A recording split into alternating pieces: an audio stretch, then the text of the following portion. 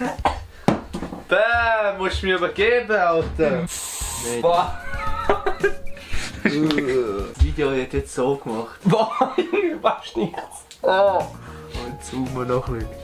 Weißt du, es hilft dagegen. Warte, Theo, ich komme durch Theo. Das ist noch schlimmer. So. Ja.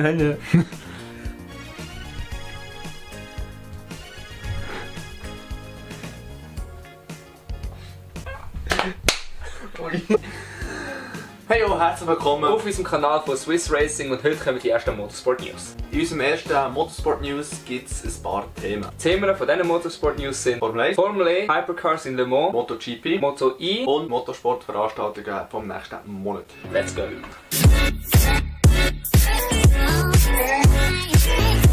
Also Hamilton hat in Austin seine 81. Pole-Code und hat so gesagt, von mir aus gesehen, schon seinen WM-Titel gesichert.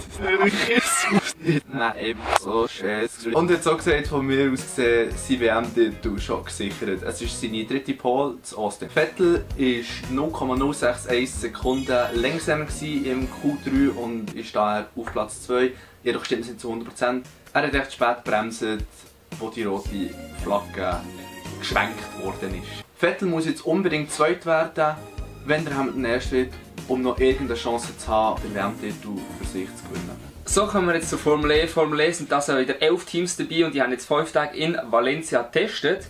Und klar hat sich kristallisiert, dass BMW klar in Führung liegt, aber dicht verfolgt von DST Cheetah, aber auch Mahindra und Nissan. Wenn ihr die ganzen Fahrer sehen wollt, wer aus Team fährt, dann schaut doch mal unten in der Beschreibung, haben wir euch alle Links, auch alle Quellen reingepackt.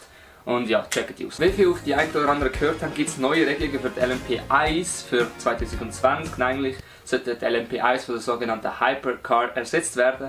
Das heisst, sie wollen einfach damit ein neues Reglement schaffen, dass die ganze LMP1-Klasse billiger wird, dass sich mehr Teams wieder leisten können. Weil momentan ist ja die LMP1 vor allem einfach nur noch Toyota, das einzige Werksteam, das Toyota ist, wo immer Erster und Zweiter wird, logischerweise, weil es das Werksteam ist. Und halt noch Rebellion, wo aber das privates eingesetztes LMP1-Team ist aus der Schweiz, wo immer Dritter und Vierter wird. Sie werden das jetzt ändern, indem sie die Kosten senken.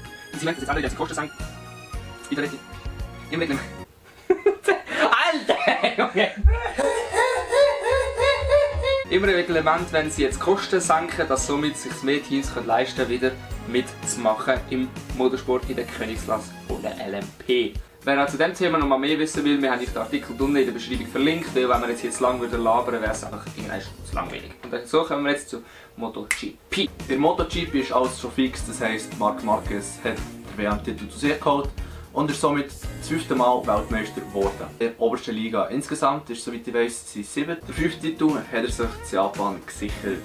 Beim Jugendvorfall hat er sich die Schultern leider ausgerenkt, aber sein Bro hat ihm schnell geholfen und hat ihm dann die Schultern wieder eingerenkt und das leider am Boden. Also gute Besserung noch. Jetzt kommen wir zum nächsten Thema. Und das wäre dann mit Moto E. Das ist eine Rennserie, die 2019 das erste Mal starten wird. Sie wird als Rahmenprogramm von der MotoGP fahren.